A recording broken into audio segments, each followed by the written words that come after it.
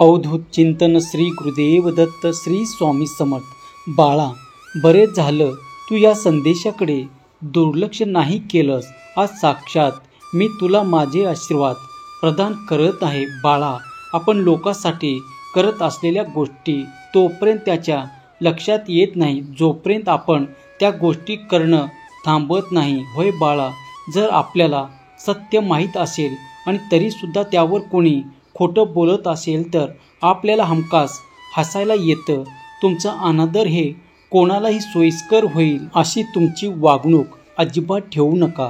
तुम्हाला जे हवं आहे त्यासाठी तुम्ही कष्ट करत नसाल तर जे गमावलं आहे त्यासाठी वाईट वाटून घेण्याचा आणि रडण्याचा तुम्हाला अधिकारसुद्धा नाही.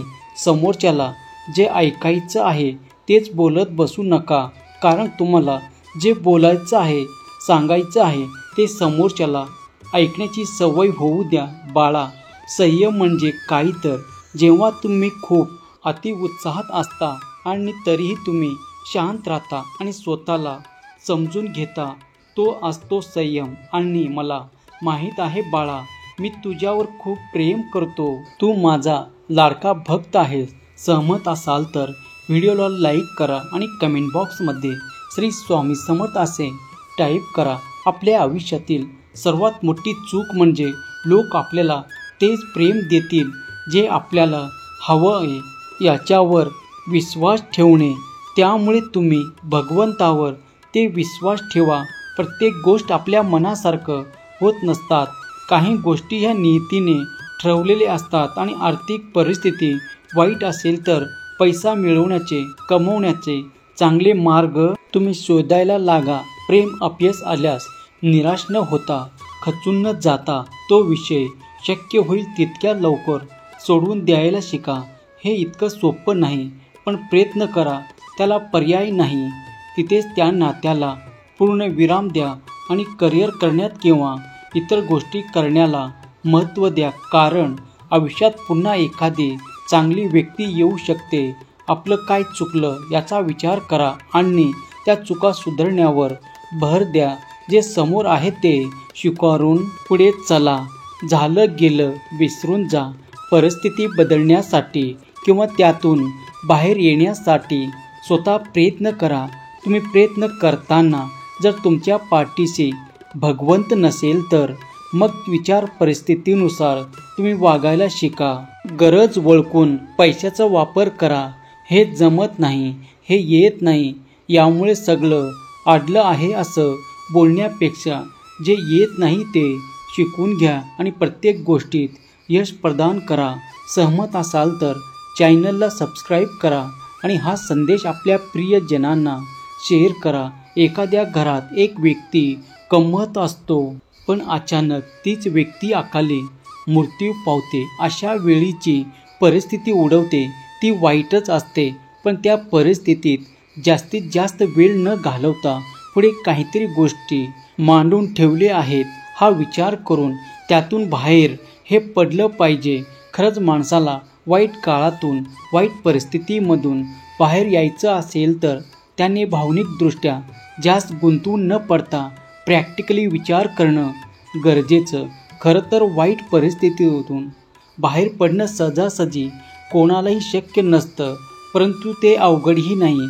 जर माणसाला परिस्थिती बदलायची असेल तर तो कुठल्याही परिस्थितीत प्रयत्नाची पराकाष्ठा करून तो बदलतोच. त्यामुळे प्रयत्न करा. नुसताच विचार करण्यापेक्षा सोबत कृती देखील करा, कारण प्रयत्नशील भक्त भगवंताला प्रिय असतात आणि मला माहीत आहे तुम्ही भगवंताचे प्रिय आहात. म्हणून तर हा संदेश तुम्ही इथपर्यंत पाहिलं आहे.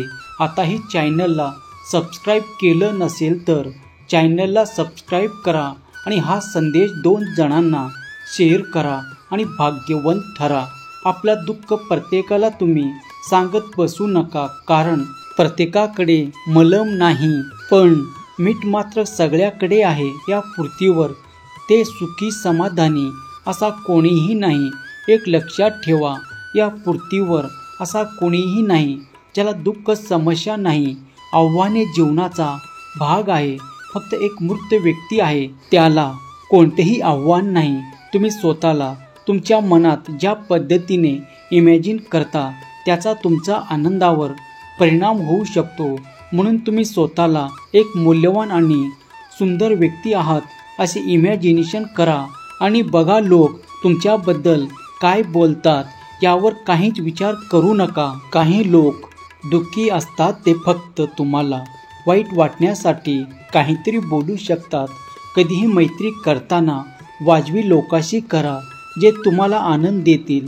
जे तुमची थट्टा किंवा तुमच्या आव्हानावर हसतात त्याच्याशी अजिबात मैत्री करू नका. आज तुम्ही कोणत्याही परिस्थितीतून जात असाल तरीही हार मानू नका, कारण जोपर्यंत जीवन आहे तोपर्यंत आशा आहे.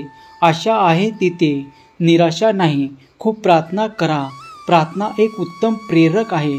तुमचे आशीर्वाद तुमच्यापर्यंत वेळेवर पोहोचवण्यासाठी वेग धरू शकतो आणि तुम्ही मनापासून केलेली प्रार्थना भगवंत कधीच नाकारू शकत नाही, कारण भगवंताचे प्रेम आपल्या भक्तावरती अफाट असते आणि तो आपल्या भक्तांना कायमच साथ देत असतो.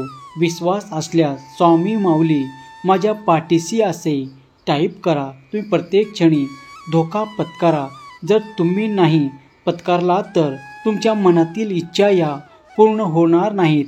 इतराच्या फायद्यासाठी तुमची भूमिका कधीही बदलू नका, कारण तुमची भूमिका तुमच्यापेक्षा चांगली कोणीच निभावू शकत नाही. तुमचे आयुष्य तुम्ही छान आनंदाने भरभरून जगा, कारण आपला आनंद आपल्या हातात आहे. आनंदी राहण्यासाठी पैसा लागत नाही. आपला विचार बदला, आयुष्य बदलेल. नाव ठेवणारे नावे ठेवतील. तुम्ही हे ठरवा. जीवनाच्या शर्यतीत कधीही दुसऱ्याला हरवण्यासाठी पळायचं नाही. करायचे असेल तर स्वतःला जिंकण्यासाठी. आयुष्यात कधीच कोणाला कमी समजायचं नाही. त्यामुळे भगवंतावरती विश्वास ठेवा आणि आपले कर्म करत राहा. आपले कर्म चांगले असतील तर आपल्याला भगवंत कशाचीच कमी पडू देत नाही. चांगल्या व्यक्तीला नेहमी विरोधक असतातच. त्यामुळे तुम्ही लोकांना दुर्लक्ष करा. लोकांकडे लक्ष देऊ नका. बाळा, मी तुझ्यावर खूप प्रेम करतो. तू हार मानू नको. तुझेही चांगले दिवस येणार आहेत, कारण जीवनात दुःख असेल, त्रास असेल, वाईट वेळ चालू असेल तर हार मानायचे नाही. भगवंत आपल्या पाठीशी आहे. आपले चांगले दिवस येणार आहेत यावरती विश्वास ठेवा. श्री स्वामी समर्थ. जय जय स्वामी समर्थ. श्री स्वामी समर्थ. जय जय स्वामी समर्थ. श्री स्वामी समर्थ. जय जय स्वामी समर्थ. धन्यवाद.